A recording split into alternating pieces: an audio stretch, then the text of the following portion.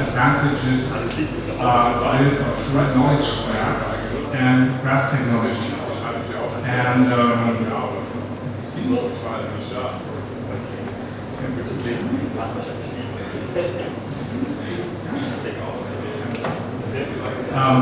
my name is Axel Morgner. I'm the co-founder and managing director of Structr GmbH, a German company here in Frankfurt.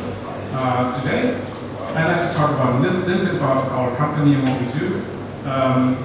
Give a short introduction on graph technology, knowledge graphs, and try to explain what knowledge graphs are, and give some example use cases and talk about the competitive advantages organizations and companies can gain from using knowledge graphs and graph technology. So we are a small GmbH, small company based out of Frankfurt. This is the Structr team. We are 11 people, and some of them are sitting and standing behind of you all. So if you have any questions about what we do in our software, please don't hesitate to just talk to them, and hopefully they will answer and give you some explanations later on, and maybe show you our code. So we have two mission statements. One is all about people. So we want to bring graph technology to organizations and companies. So helping organizations in their digital transformation through graph technology. And the second one is we're also a software vendor. We want to create tools you enjoy working with. So we make software that makes your task of software development more efficient, predictable, and hassle-free. And we try to, hopefully, and our clients say we do, create user-friendly software tools. History of Structr, we started in 2010 with an open source project, also called Structr, and founded a small company, started with 2 people, my brother Christian and I. We named it to Structr GmbH in 2015. Headquarters are in Frankfurt, and we are currently 11 people at 2 locations.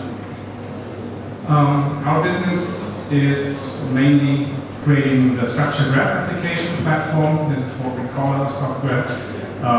Doing individual software development projects and graph technology consulting in general. So some of our customers and clients. So this was the advertising. Now let's get to the real stuff. So talking about graph technology. What is graph technology? First of all, there are graphs, of course. And graphs are, in our opinion, the best abstraction you can have for almost anything of the real world. So the world is a graph. In this graph area, the graph world, we always say the world is a graph because you can not only abstract physical objects, you can also abstract concepts and relations as graphs, or interactions between people, between physical objects, relations of all kinds. And who of you knows about the 7 bridges of Königsberg? Yeah, very good. So there was a Swiss mathematician called Leonhard Euler, and he tried to solve the problem of the 7 bridges of Königsberg. So Königsberg at that time had 4 districts. They were separated by the Prego River, and there were 7 bridges. And the question was, can one travel all districts by using each bridge exactly only one time? And so he abstracted the problem as a graph, and he called it, he said, okay, let's have vertices or nodes for each district, and relationships for all the bridges or edges. And his conclusion was, or he was kind of the founder or inventor of the graph theory, and his solution was, he found that it's not possible to cross these bridges only one time. So About 250 years later, we have lots of models that are all graphs. In computer science, we tend to think in graphs. So, for example, in the 1970s, entity relationship model is the basis for modern SQL databases. Or UML, Unified Modeling Language, to model interactions or class hierarchies, object hierarchies, was invented in the 1990s. Or the semantic web with RDF, Resource Description Framework, was founded, or was first described in the 2000s.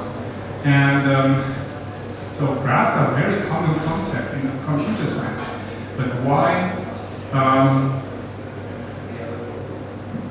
does the world think in graph technology only since like the 2013-14? What's the reason for this?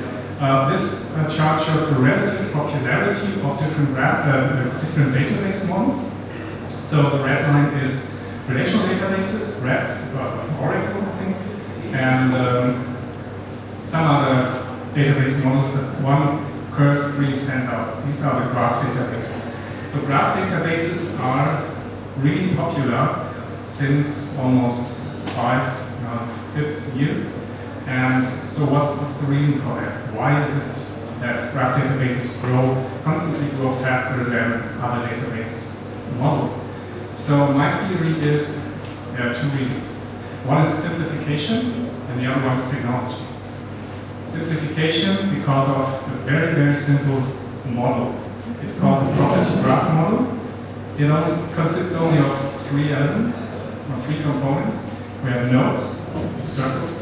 We have edges, or relationships, typically drawn as an arrow because they have a direct direction, and attributes or properties. And the other reason is technology. So the native graph database was invented in, I don't know exactly when, but 2007, around that time. And this was a really a game changer for databases because a native graph database has two very important characteristics. First of all, the joins you typically do in a database are done at insert time. That means that all your connections in your data are already present on disk when you have inserted the data. So when you query the data, if you read data from, which happens much more often than writing the data, you don't have to do this CPU heavy and computing heavy join operations or MapReduce operations. So there's a technical reason why graph databases are really beneficial. And the other reason is that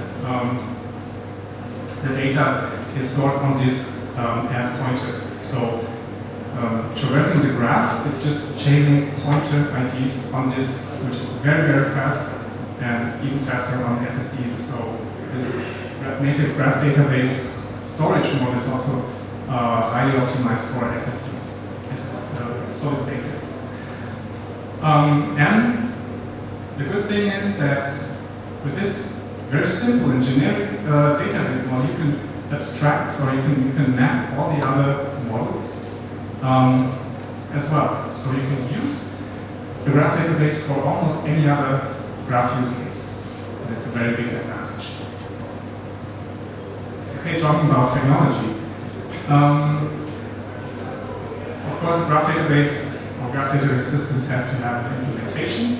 And the ideal implementation, of course, is graph technology. So all the systems that use graph databases and graph applications, because it's simple and intuitive, you can just go to a whiteboard, draw some circles and lines in your graph, and you can persist that graph in your graph database, or you can see it in your graph application exactly how it works. So that means that you have fewer technical layers. It's a big advantage when developing software. You have fast queries without join operations. And last but not least, graph databases are schema-less. That means you don't have a fixed, very rigid data model. You can change data model at any time in a graph database. We're making heavy use of this freedom that's very, very important. So, and what do we see in our graph database or graph technology space? The systems become more and more intelligent, or tend to be tend towards more and more intelligent systems. Started all with content management systems. Most of the graph databases, also our software, started as a content management system. But then, of course, recommendation engines came along, social networks, knowledge graphs, what I will talk about today, decision trees, master data management, configuration management, risk management. And it turns out that graphs are a very important component of intelligent systems, like machine learning systems, and almost towards artificial intelligence. So the industry of graph database or graphs in technology industry believes that they will be part of really artificial intelligence systems because they provide context, very important thing in this use case. And also the technology has evolved a lot from a simple graph database with an API, some programming interface, with a query language and some tools to load data, some additional tools like visualization, analytics, drivers, and so on. All this has evolved into an integrated application and integration platforms, and one of these platforms is our platform. So we call it Structr, and we integrate all these tools in a really integrated and user-friendly system. This is the graph technology landscape by our friends from GraphAware. So it's a very mature industry already, with lots of tools and companies doing services. So in our software, we can define applications as a graph, a very flexible semantic metadata model, which is a knowledge graph. We'll come to that later. I will just step to that very quickly. You can read it later on, but these are some facts about our software, which make them an ideal software for graph applications, in our opinion. So, and we try to build tools you enjoy working with. Knowledge graphs. So what should we do with this kind of software? Knowledge graphs are a real big trend. So these are the hype cycle charts of Gartner. So it's typical innovation curve, like innovation. So I will read it because it's kind of funny. So here the first section is innovation trigger, then peak of inflated expectations, through the true of disillusionment, slope of enlightenment, and plateau of productivity. So that means that here we have all the emerging technologies, and some of them make it to the top, some not. So last year, knowledge graphs were about here, and this year they have come up to here. So most analysts think that graph technology is on the rise and also will stay. Okay, what are knowledge graphs? First, you have just data, isolated data points and data elements, and if you give them meaning or add semantics, then you have information. If you connect these isolated data elements, then you get knowledge, and if you are able to let the system answer questions about elements, then you get insight from your graph, from your information.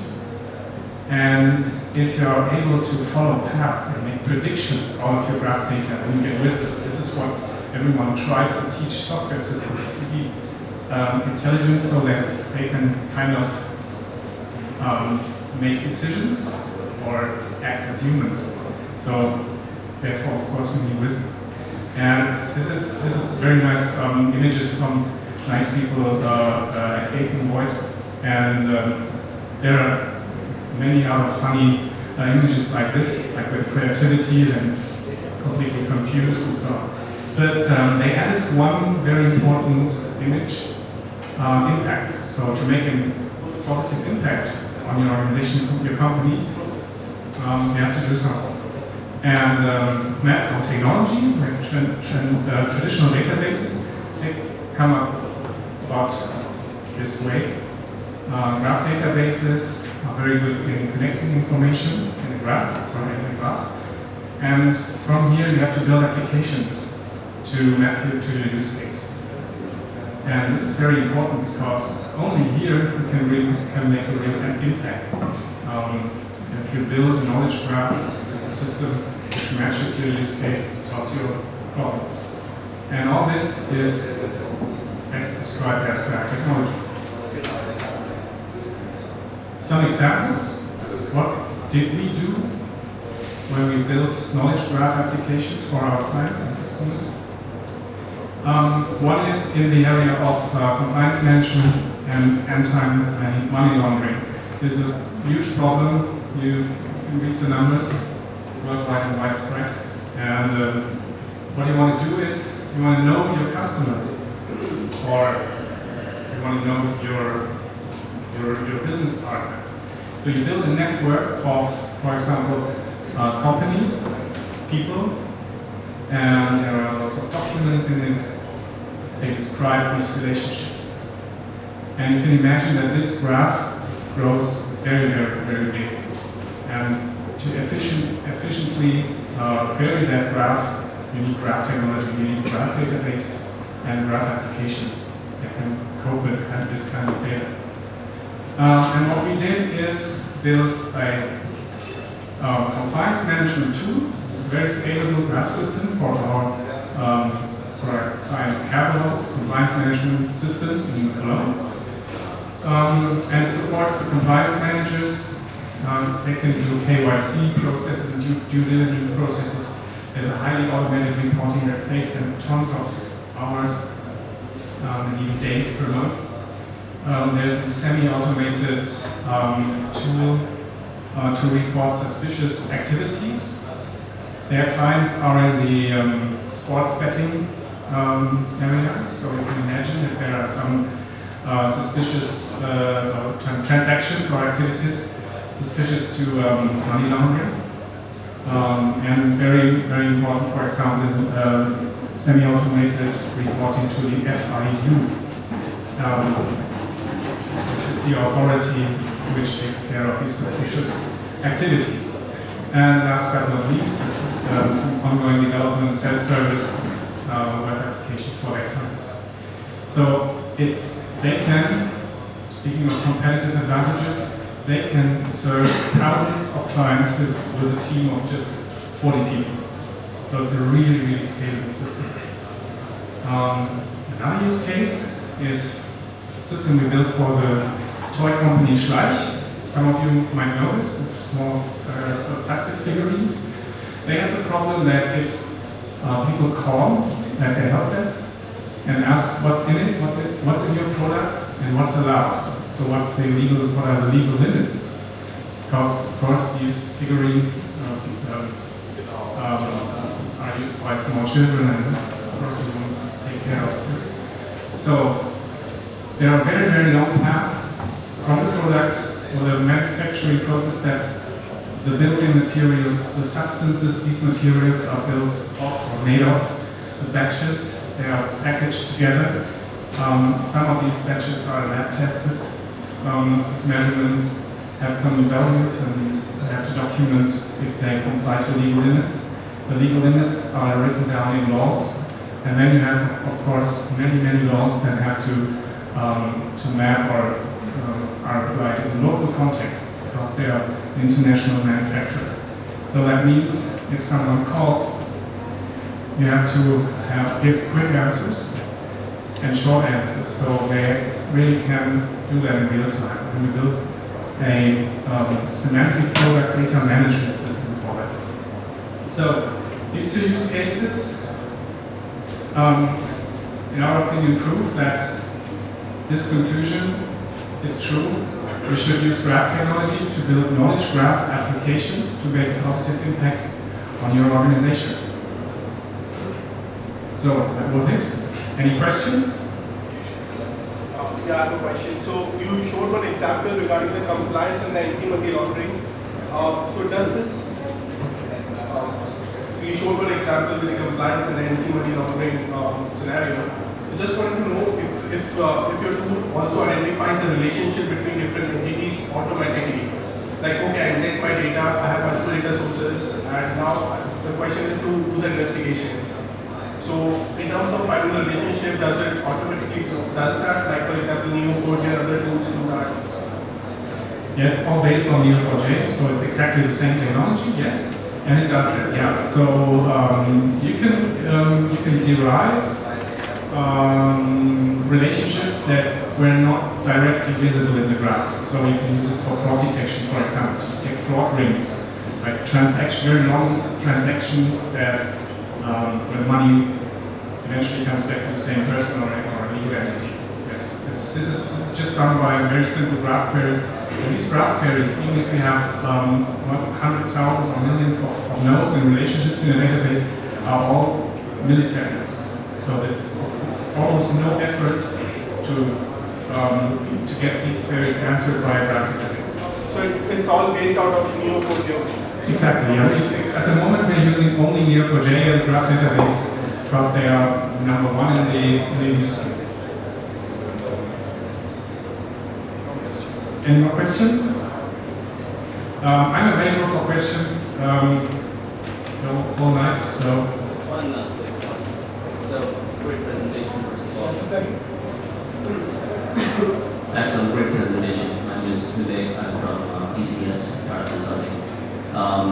One quick question was about customer data platforms. I know that it's not very broad, but looks like what you do here can be applied to the whole marketing angle of building customer data platforms as well. Or do you think differently? Yes, I think so. So there's no natural limitation, or there are no limitations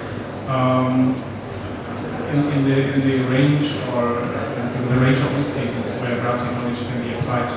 There are some use cases which are not very, where the graph technology is not feasible, like for example, if you have very uniform, non-connected data, like a phone book or something, or adding transactions to a long list, better not do it in a graph database. But everything which is about connected data, no matter what use case or business area, can be very efficiently be handled in a graph technology solution.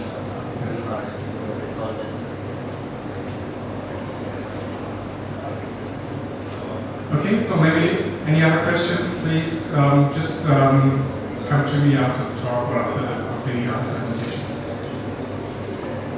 Thank you very much. This is where you can find us or follow us. And yeah, thanks for listening.